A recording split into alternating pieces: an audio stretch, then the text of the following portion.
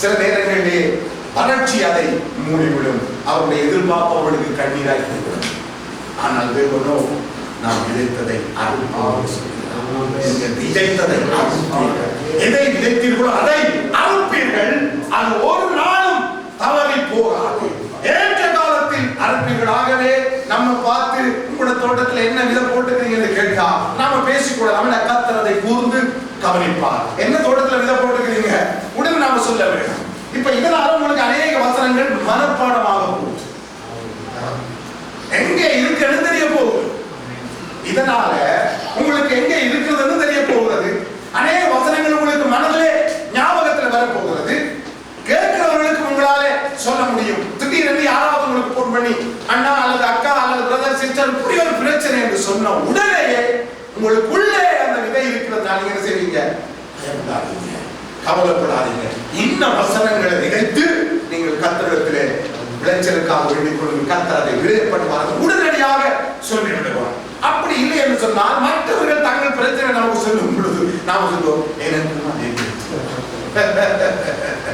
நம்மிடத்துல இல்லையே, எனக்கும் அதே பிரச்சனை தான். பிரதர் சிஸ்டர் உங்களுக்கு என்ன பிரச்சனையோ அதான் எனக்கும் பிரச்சனை. என்னவோ சதைக்கு போறேன், எத்தனை வருஷமா போறேன். ஆனா இந்த நிலம் பெருநிலமா இருக்கிறது. அதனால கடைசி காலங்களில் நாம் தேவனுக்கு முன்பதாக நிற்கும் பொழுது மிகவும் கவனமாய் நாம் அவருக்கு பதில் கொடுக்க கற்றுக்கொள்ள வேண்டும். ஆகவே தேவன் இந்த நாளிலே நம்மோடு ஏசாயா 26வது அதிகாரத்தூடாக பேசும்படியாக ஆவியானவர் நம்மோடு வாஞ்சிக்கிறபடியால் நாம் ஏசாயா 26வது அதிகாரத்தை எடுத்துக் கொள்ளுவோம். 3 வாசிக்க கேட்போம்.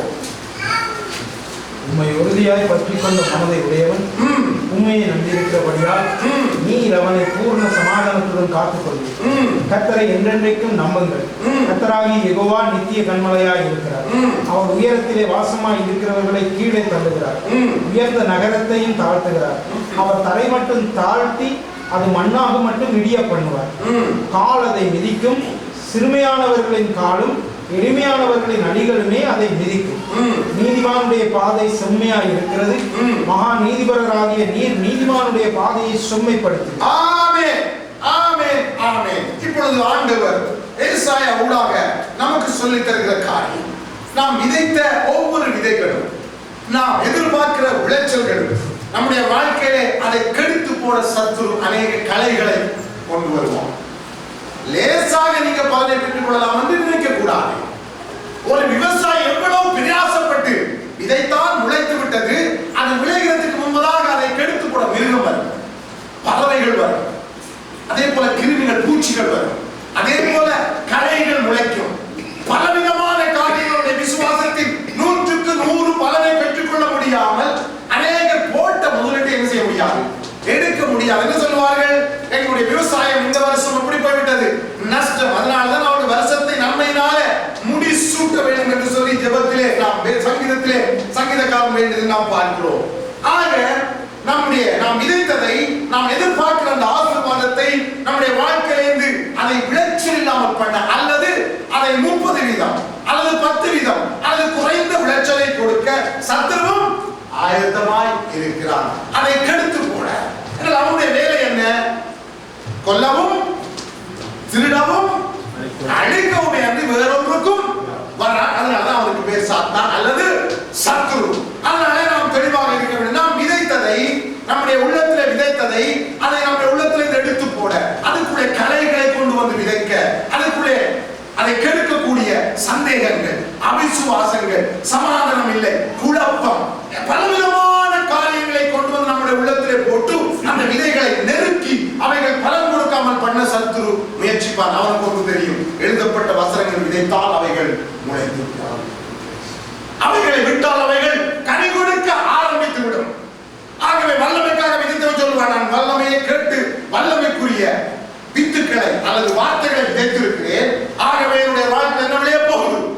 வல்லமை விளைய போகுது. அப்ப சத்துருக்கு நன்றாக தெரியும், வல்லமை விளைந்தால் இவன் என்ன செய்வான்? இருக்கவே விட மாட்டான். நான் என்னுடைய இடத்தை விட்டு என்ன செய்ய வேண்டும்? ஓடவே. ஆண்டவரை பார்த்து ஆண்டவர் சொன்னார், பிதாவானவர் சொன்னாரல்ல, இவர் என்னுடைய நேசகுமாரன், இவர் மேல் நான் பிரியமா இருக்கிறேன் என்று சொன்ன உடனே யார் வந்து முதலாவது? யார் வந்து முதலாவது? சாத்தான். பரிசுத்த ஆவியானவர் யார் மேல இறங்கினாரோ, யார் தேவகுமாரன் என்று முத்திரை போடப்பட்டாரோ, உடனடியாக யார் வந்தது? யார் வந்தது? வேதம் சொல்லுது ஆவியானவர் அங்க கொண்டு போனாராம். வனாந்திரத்துக்கு கொண்டு போனார். யாரை சந்திக்க? சாத்தான். அதனால முதலாவது தேவன் நமக்கு ஏதாவது ஒரு நன்மை செய்ய போனால் அதுக்கு எதிர்த்து வாரது யாரு? சாத்தான். இதுல தெளிவாக இருக்க வேண்டும். ஆனால் ஆண்டவர் சொன்னார், உலகத்தில் இருக்கிறவனை காட்டிலும் உங்களில் இருக்கிறவர் பெரியவர், அவனோடு இருக்கிறவர்களை காட்டிலும் உங்களோடு இருக்கிறவர்கள் அதிகம். ஆண்டவர் சொன்னார், நீங்கள் அவனை ஜெயித்தபடியினால் நீங்க பயப்பட வேண்டிய அவசியம் இல்லை. ஆக முதலாவது யாரை அவன் சந்திக்க போகிறான்? ஆண்டவரை. ஆண்டவரை சந்தித்தவன் சோதித்த பொழுது ஆண்டவர் நிறுத்தினான் வேண்டாம். இந்த வார்த்தையினால பெருசா வந்து பேச இல்லை, கண்ணை மூடிக்கொண்டு ஜெபிக்கவும் இல்லை, அல்லேலூயா துதிக்கவும் இல்லை, மிகவும் சிம்பிளா அவன் துதிச்சு பாடவும் இல்லை, சோஸ்தரிக்கவும் ஒன்றும் செய்யவில்லை. எழுதப்பட்டிருக்கிறது அவ்வளவு. வசனம் எழுதப்பட்டிருக்கிறது. அவனுக்கு தெரியும் இவரோட ஒன்றுமே பண்ண முடியாது. வேறு விதத்தில் இவர் வருவார் என்று பார்த்தா இவர் என்னத்தை கொண்டு வந்துட்டார்? வசனத்தை கொண்டு வந்தார். வசனத்தை காட்டி இவர் வஞ்சிப்பு கொண்டு பார்த்தா அவன் அதுக்கும் வசனத்தை கொண்டு வந்தார். அதனால அவனை ஜெயிக்கிறதுக்கு ஆண்டவர் கையாண்ட ஆயுதம் வேத வசனம். நாங்களும் கையாளுகிற வசனம் வேத வசனமே. சத்துரு எப்படியாவது தன்னுடைய வார்த்தைக்கு கீழ்ப்படுத்தி விடலாம். என்ன சொன்னார்? பசிதான் நமக்கு. நல்ல வார்த்தை சொன்னார். பசிதான், நல்ல பசி. உபவாசம் முடிஞ்சிச்சு, பசி உண்டாயிட்டு எழுதப்பட்டிருக்கிறது. நீ கல்விகள் அப்பமாக்கும். ஆண்டவர் என்ன சொன்னார் அவனுக்கு? அவன் சொல்லி இந்த காரியத்தை செய்திருந்தான். யார் சொல்லி?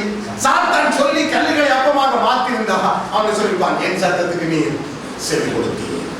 ஆண்டவரால் ஆகும், கல்லுகளை அப்பமாக ஆகும் என்ற பேசுவது. அவர் என்ன செய்வார்? ஆபிரகாம் என்ன சொன்னார்? அழகாய் சொன்னார், இந்த கல்லுகள் என்ன செய்வார்? இந்த கல்லுகள் கூப்பிடும். அவர் ஆபிரகாமுக்கு இந்த கல்லுகளை கொண்டும் பிள்ளைகளை உண்டு பண்ண அவர் வல்லவராயிருக்கிறார். ஆகவே தேவனுக்கு எல்லாம் கூடும். ஆக அவர் சொல்லும் பொழுது இவரை சோதிக்கிறது போல சொன்னார், நீர் கல்லுகளை அப்பமாக்கி சாப்பிடுங்க. உபவாசம் முடிஞ்சது, நல்லா அழைச்சு போனீங்க 40 நாள். புசிக்கவும் இல்லை, குடிக்கவும் இல்லைன்னா தண்ணியும் இல்லை, டீயும் இல்லை, சாப்பாடு. எப்படி யோசிச்சு உபவாசம் முடிஞ்சது, நல்லா களைச்சு போயிருக்கிறீங்க. இந்த நேரத்துல நான் நல்ல ஒரு ஐடியா தான், நல்ல ஐடியா தான், ஒன்றும் பாவம் இல்லாத ஐடியா. நீ தேவகுமாரன் உனக்கு வல்லமை என்கிற பரிசுத்த ஆவி இறங்கி வந்துட்டார். அதனால இந்த கல்லுகளை அப்பமாக என்று சொன்னா உடனே என்ன ஆகும்? 5000 பேருக்கு அவர் விட்டு கொடுத்த வல்லமை இருந்துச்சா இல்லையா? நிச்சயமா ஆகும். அந்த வல்லமை இருந்தது.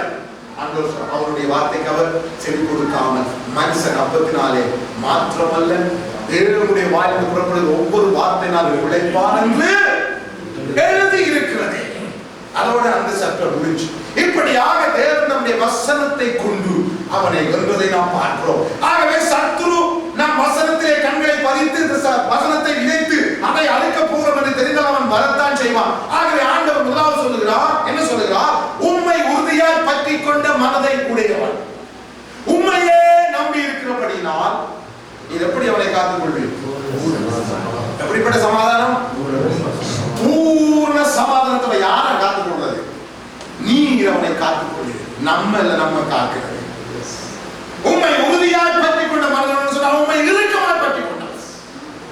உண்மை உறுதியாய் நம்பி இருக்கிறவன், உண்மையாக தன்னுடைய முழு நம்பிக்கை பெற்றிருக்கிறவன். அவனுடைய நம்பிக்கை ஞாயிற்றுக்கிழமை பாடல்ல மட்டும் இல்ல, தெளிவாய் ஞாயிற்றுக்கிழமை பாடல்ல மட்டும் இல்ல, அல்லது வியாழக்கிழமை ஜெபக்கூடத்தில் மட்டும் இல்ல, அல்லது ஞாயிறு ஆராதனைக்கு முதல் இருக்கிற ஜெபக்கூடத்தில் மட்டும் இல்ல. நம்ம ஜெபிக்கிற நேரங்களில் அழகா ஜெபிப்போம், நல்ல அழகா ஜெபிப்போம். கேட்கிறாங்க இந்த மாதிரி ஜெபிக்கிறாங்க, என்ன ஜெபம் என்று சொல்லி மற்றவர்கள் சொல்லக்கூடிய அளவு நம்முடைய ஜெபம் இருக்கிறோம். நம்முடைய ஜெபம் உள்ளத்திலிருந்து புறப்படாவிட்டால் ஆண்டவர் சொல்லுவார், ஆண்டவர் சொல்லுவார், மன்னிச்சு கொள்வாங்க. உன்னுடைய ஜெபம் அங்கிருந்து புறப்படவில்லை, உள்ளத்திலிருந்து புறப்படலடா. இது நீ கற்றுக்கொண்ட ஜெபம். இது நீ கற்றுக்கொண்டு மூளை அறிவிலே சிறு பிள்ளைகள் பாடல் பாடுவது போல, ஸ்கூல்ல சொல்லிக் கொடுக்கிற பாடல்களை பாடி வெற்றி பெறுவது, பரிசு பெறுவது போல நீ மனப்பாடம் பண்ணி செய்கிற ஜெபமே தவிர உன் உள்ளத்திலிருந்து தோன்றது அல்ல. அதனால என்ன மன்னிச்சு கொள் மகனே, இந்த ஜெபத்துக்கு என்னால பதில் கொடுக்க முடியாது என்றுதான் ஆண்டவர் தன் உள்ளத்திலே சொல்லிக் கொள்வார். நம்முடைய காது கேட்காது. அதனால நமக்கு தெரிய வேண்டும், நம்முடைய உள்ளத்திலே இருந்து